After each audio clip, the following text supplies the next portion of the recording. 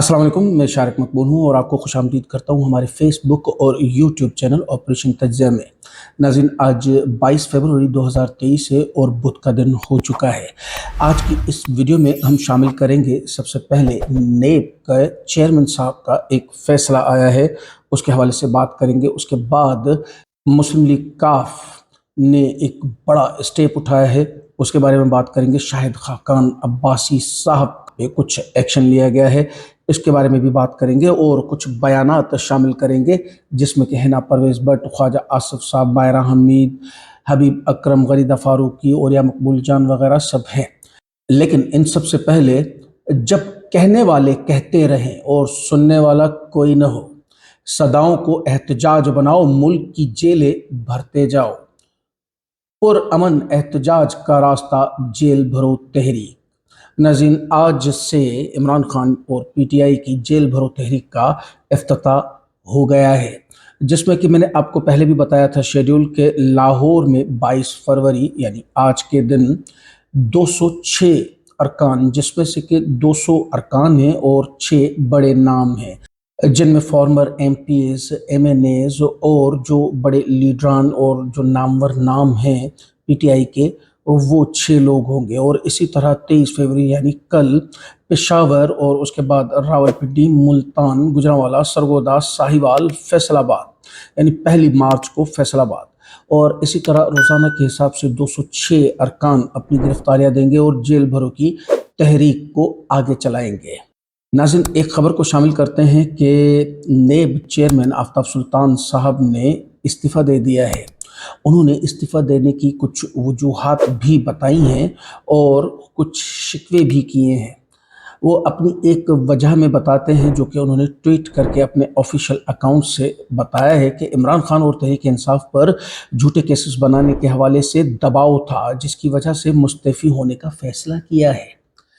देखिए, मैं वैसे भी आपको बताऊं कि पीएमएलएन और अब वो पीडीएम है, उसके दौर में किसी भी ब्यूरोक्रेट के लिए काम करना आसान नहीं होता है, क्योंकि वो लोग सिर्फ और सिर्फ अपना काम चाहते हैं और अपनी मर्जी का, यानी इसको अंदर ठोको, इसको बाहर निकालो, हमारे केसेस से रिलीफ करो, झूठे केसेस बनाओ और इस तरह के ये बहुत सारे काम करते हैं, जिस वजह से हर ब्यूरोक्रेट इनके साथ सेट नहीं हो पाता। हाँ, बाकी करप्ट अनासर तो हर डिपार्टमेंट में है, वो इनके साथ बखूबी सेट हो जाते हैं।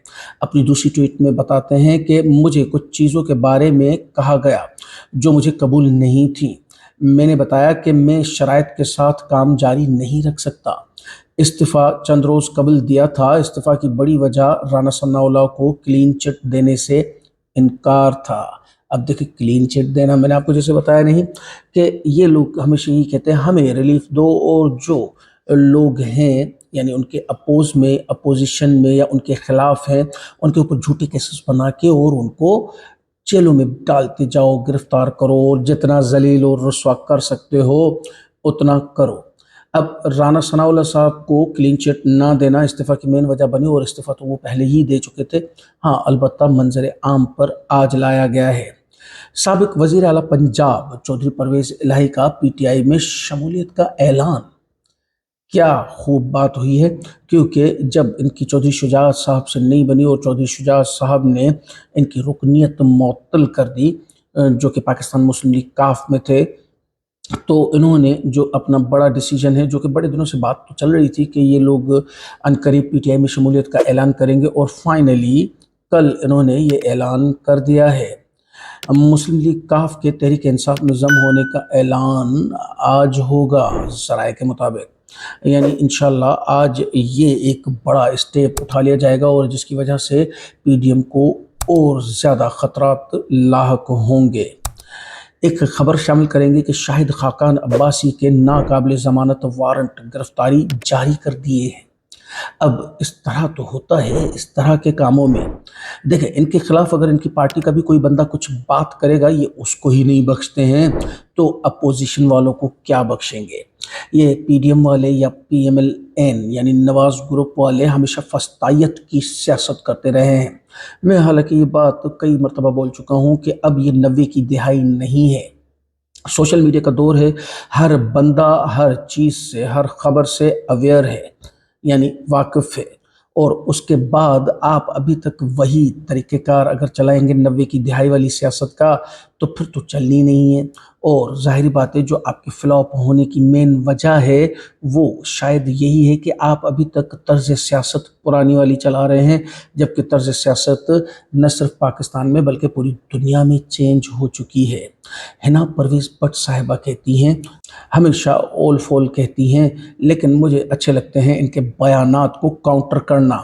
کہتی ہیں کہ لاہور انتظامیہ کو زمان پارک کا نام تبدیل کر کے ضمانت پارک رکھ دینا چاہیے، کیونکہ یہاں بیٹھے ایک شخص کو ہر کیس میں ضمانت مل جاتی ہے۔ اب سمپل سی میں آپ کو ایک لاجک سمجھاتا ہوں کہ یہ ایک طرح سے عدلیہ پر حملہ ہوا، کیونکہ یہ بتانا چاہ رہے ہیں کہ عدلیہ جو ہے وہ پی ٹی آئی اور عمران خان سے ملی ہوئی ہے، جبکہ یہ چیز نہیں دیکھ رہے ہیں۔ ابھی جیسے کہ میں نے تھوڑی دیر پہلے ہی آپ کو بتایا کہ نیب چیئرمین صاحب جو استعفیٰ دیا ہے انہوں نے یہی وجہ سے استعفیٰ دیا ہے۔ اب جھوٹے کیسز بنائیں گے اور وہ ثابت بھی نہیں ہو پائیں گے اور اس کے بعد ضمانت ملے تو بھی آپ کو اعتراض ہے، پھر آپ ججوں پہ حملہ شروع کر دیتے ہیں، عدلیہ پہ حملہ شروع کر دیتے ہیں کہ عدلیہ جانبدار ہو گئی ہے اور اس کے فیصلے ہمیں قبول نہیں ہیں۔ یعنی اتنی ناانصافی یا اتنی اندھیر نگری ابھی ملک میں نہیں ہوئی ہے جو کہ آپ چاہیں کہ دن کو رات کہیں تو رات ہو جائے اور رات کو دن کہیں تو دن ہو جائے۔ مائزہ حمید، میں نے یہی سوچ رہا تھا کہ آخر مائزہ حمید کہاں رہ گئی؟ ایسے موقعوں پہ یہ اپنا بیان ضرور داغتی ہیں، کیونکہ جو بغض عمرانی میں سارا دن جلتے رہیں وہ ایسا موقع کیسے ہاتھ سے جانے دے سکتے ہیں؟